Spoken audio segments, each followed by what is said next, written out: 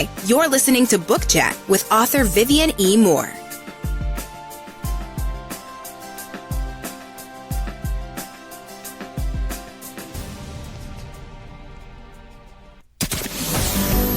Welcome, everybody, to this week's episode. We really appreciate you joining us. This podcast really shows us how we can all learn, live, and thrive off of each other. By sharing our knowledge through our conversations, we will impart some knowledge whilst learning ourselves how to progress even further. Here is your host.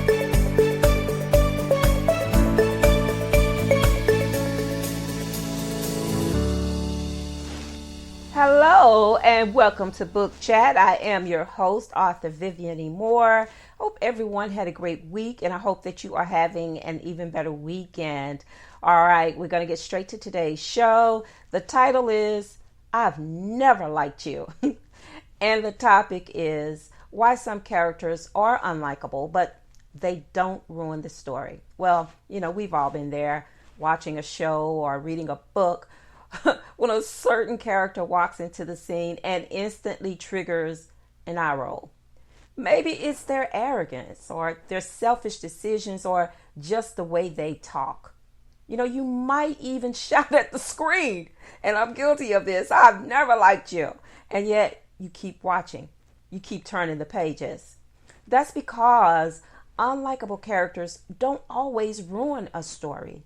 In fact, they can make it better. And I'm going to tell you how. And the reason for unlikable characters. The purpose of an unlikable character, they exist for a reason. Okay?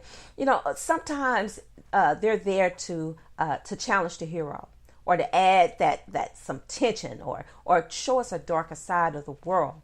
You know, and other times they represent flaws that we are uncomfortable with confronting. Okay? And that's just the truth of it. You know, in others or even in ourselves. So, you know, think of characters. If you've ever watched the movie Kill Bill, Vivica A. Fox's character in that story. You know, some people didn't like her, some people did like her. So, you know, it's a toss-up. Or even Auntie Olena from The Wire. And I know just about everyone tuned in to watch The Wire when it was on HBO, that HBO series. You know, that was one of those series that is unforgettable, and you go back and you rewatch it and you watch it and you watch it again. Okay? Or even Lucien Ward in the Lies I Tell series by E.H. Shepard. You know, if you've ever read that book, then you can you know, pretty much size up Lucien and can see what he was all about. All right. So, you know, these characters, they aren't universally loved, but they are essential to the story because they push that story forward.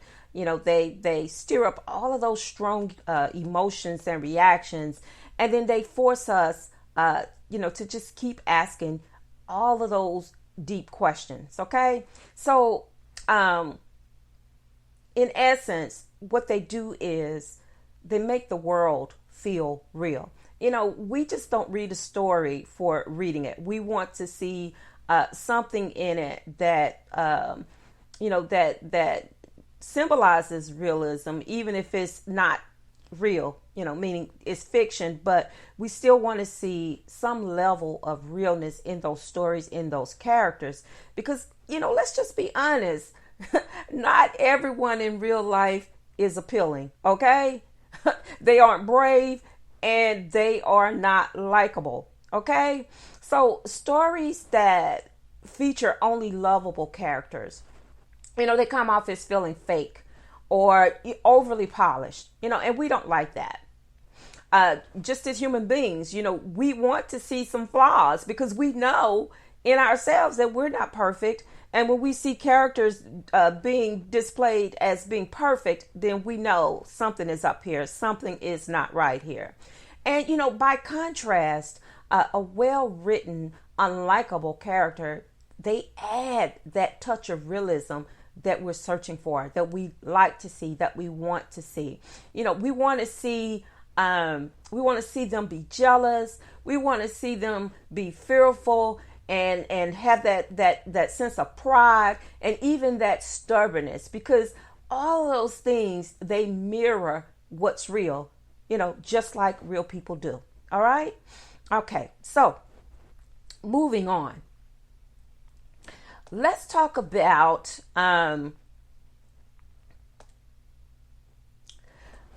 how easy it is to root for the hero. But when the villain is complex or the protagonist is flawed, we stay hooked, right? Because we want to see what's going to happen next.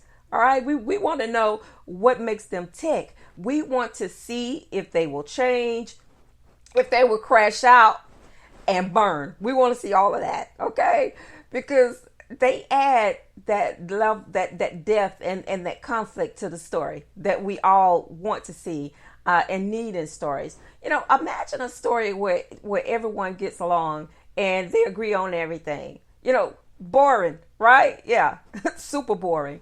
So unlike characters that have no friction, we want those characters that create that friction, okay? Because they force others to make all of those tough choices or to just grow in unexpected ways, okay? That friction becomes fuel for, guess what? Plot twists and emotional beats and all of those turning points. Even if you hate what a character does, you feel something. And that emotional engagement is part of what makes stories unforgettable. You need that in stories. And, sometimes we're meant to hate them because not every character is written to be admired, first and foremost. Some are written to be hated, and they wear it proudly. That one co-worker in a story who always ruins the joke, or that smug rival who keeps outshining the protagonist, or even that bitter family member who can't let go of the past. They make you want to yell, "I've never liked you." And that's the point. Because writers know you'll hate them. They want you to. And the more you despise them, the more satisfying it is when they get what's coming to them, or when they surprise you with the rare moment of humanity. Okay? So, can a character be unlikable and well written? Absolutely. Being unlikable doesn't mean that a character has been poorly written. It means that what they're doing is they are evoking a reaction. They are evoking a certain response that we need, okay? Because the real problem is when a character is flat and inconsistent or just plain unnecessary, that's when the story suffers, okay? We don't need all of those characters in the story that has nothing to do with the plot line. They don't carry the story in any kind of way. They're just there as filler, and we don't need that. We don't want that, because all that does is it produces questions that are unsolvable, and I don't know if you've ever read stories where you have characters just pop up from out of nowhere and you're like, who are they and what purpose do they serve? That's what you don't want to do, okay? You want to have all of those characters that have been well crafted, even if you hate them, okay? They can elevate a narrative because they challenge the audience. They drive the plot, and they give those heroes something to fight against. Or most of the time, they reveal something about the world that likable characters just never could do, okay? So we want those unlikable characters in our stories. We want to include them. We don't want those perfect stories, because no one wants to read a story that is basically, unrealistic. Even in fairy tales, even in children's stories, you always have a character in the story that may not be well liked, because that's just reality. We live in a world to where you're not going to like everybody. You got to love them, but you don't have to like them, okay? And that's just being real. And that is part of the delight of being an author, because we can create stories where, you have likable and unlikable characters, because we know what drives the story. We want to see those villains in the story. We want to see those characters that create conflict because it's necessary. Very necessary, because we know in real life not every family member gets along. It's just some people that you don't invite to the barbecue, all right, or the family reunions. You accidentally, on purpose, leave their name off the call list or the group chat because you just don't need that type of friction in your life. All right, you want to have something that's going to be enjoyable and not have a person there that's going to create all types of friction. But in stories, that's where you want to put it. Okay, you want to make sure that you have those characters there, whether they are likable or unlikable. You need them to help to push your story forward. Okay, so not every story is meant to make you feel good. Okay, there's some stories to where you read and the story ends and you just have that overwhelming feeling of unrightness, like something within you it broke because of the story that was written. It was heartfelt and you just felt everything that went into that story, even the characters that you like and the characters that you didn't like. That is the strength and the creativeness with authors who create those type of stories that leave you feeling something. Okay, because not every story is a feel-good story. It's if it brings out a certain purpose in your life or something that maybe you buried deep within, and somehow that story brings it out of you. It makes you feel all of those emotions that you had buried deep. So that is one of the things about characters that are unlikable. I mean, you may not like them, but still in the end, they serve a purpose. So here are my final thoughts on it. The next time you find yourself shouting, if you're watching a movie or you're reading a book, I've never liked you, at all of those fictional characters, just take a second to appreciate what they bring to the table. You love them or you hate them.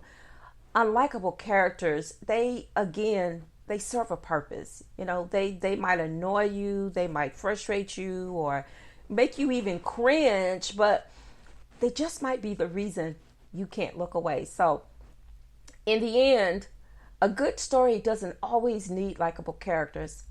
It just needs real ones. All right. So guys, that is the show for today. And I hope that you found something that you liked about it, or you disliked about it.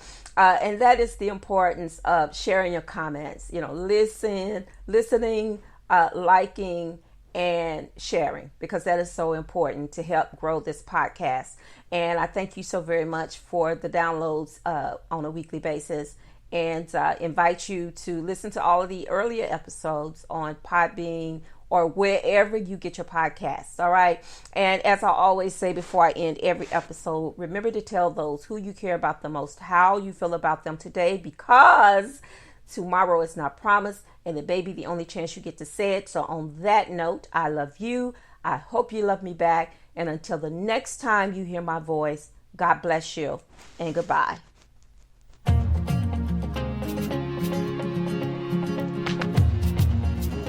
Loved what you've heard on this week's episode? Well, the answer is simple.